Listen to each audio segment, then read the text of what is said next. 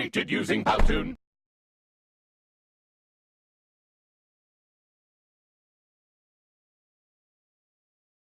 Welcome! This is video number 1 of our series titled Data and Behavior, They Do Go Together.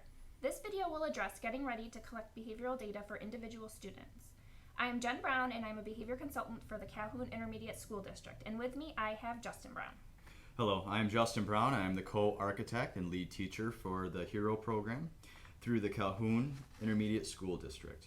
We anticipate this video will be approximately 6 minutes. We will post our contact information at the end of the slideshow. Please feel free to contact us with any questions. Before starting to collect behavioral data, the team must determine a specific behavior to target for data collection. Students often exhibit several behaviors of concern.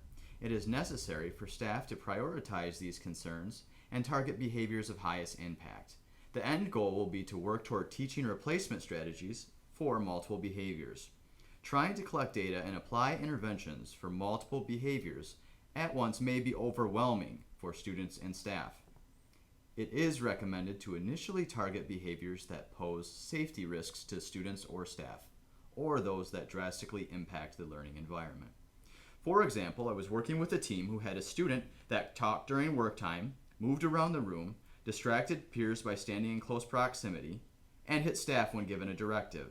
The team determined that hitting staff was the behavior of greatest priority. In order to identify the primary behavior concern, it's important to identify what the student is doing.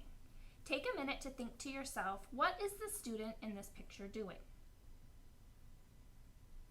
Many people might initially respond that the student is reading. Our goal throughout this video, however, is to have you start thinking about describing behavior only in terms that are observable or measurable. For example, I can see that this student is sitting on a chair, his eyes are looking down, he's holding a book, his fingers are on the page. We might assume that he is reading due to the behaviors we observe, but more data would be needed in order to determine if this assumption were true. When identifying our target behavior, we need to operationalize it. Only state facts, no opinions. State things that are observable and measurable. Instead of saying the student becomes angry, think about what do you see and hear when you feel the student becomes angry. We tend to pair how we would be feeling if we were demonstrating the behavior. For example, if I was throwing objects, I most likely would be angry. We don't know why the student is demonstrating the behavior, however. They could be frustrated, they could be trying to escape an undesired activity, or they could be on sensory overload. What we do know, however, is what we can see and what we can hear. The purpose of collecting behavior data is to determine why the behavior is happening and put interventions in place to address this. If we use opinion rather than fact, we will put an intervention in place that will most likely fail. For example, a team is working with a student who is throwing pencils and books. Their opinion is that he is angry and needs self-management strategies.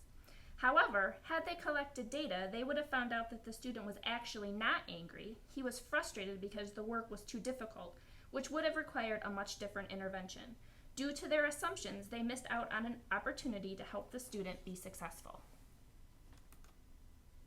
It is not possible to know internal states or moods. We are, however, able to track behavior that is observable, measurable. It is only through the analysis of this data that we can make determinations regarding appropriate interventions. In order to do this, the behavior must be clearly defined and measurable. The first example, Johnny throws a tantrum when he becomes angry, is not observable or measurable. Various individuals will have different interpretation of what the word tantrum means. Therefore, tracking this behavior could be inconsistent depending on the observer. An example of an observable, measurable behavior would be Johnny throws materials, lays on the floor, and spits. Any observer could verify these target behaviors. I am going to give you an example of an activity that I would do if I was giving a face-to-face presentation. Take a minute to read through these descriptions of behavior. Think to yourself, are these observable and measurable? The first one, Jen becomes violent when she doesn't want to do something. Number 1 is not observable or measurable. Please remember to stay away from opinions or vague descriptors such as violent and stick to what you can see and hear. Number 2. Justin says no and puts his head down. Number 2 is observable and measurable because staff members would be able to see him put his head down and hear him say no. Number 3. Laura is defiant when she becomes frustrated. The question is raised, what is defiant? Like tantrum, this could be defined differently based on interpretation. Also consider that we have no means by which to measure frustration. As you and your team move forward and begin to target behaviors to collect data on, remember to keep in mind to use only terms that are observable and measurable. This will allow your team to collect valid data that can be analyzed in order to construct effective interventions.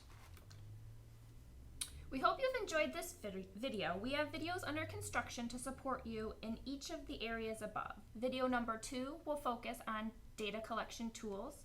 Video number 3 will focus on how do you analyze behavioral data. And video number 4 will focus on how do you choose an appropriate behavioral intervention. These are under construction and will be coming soon. Thank you for your time.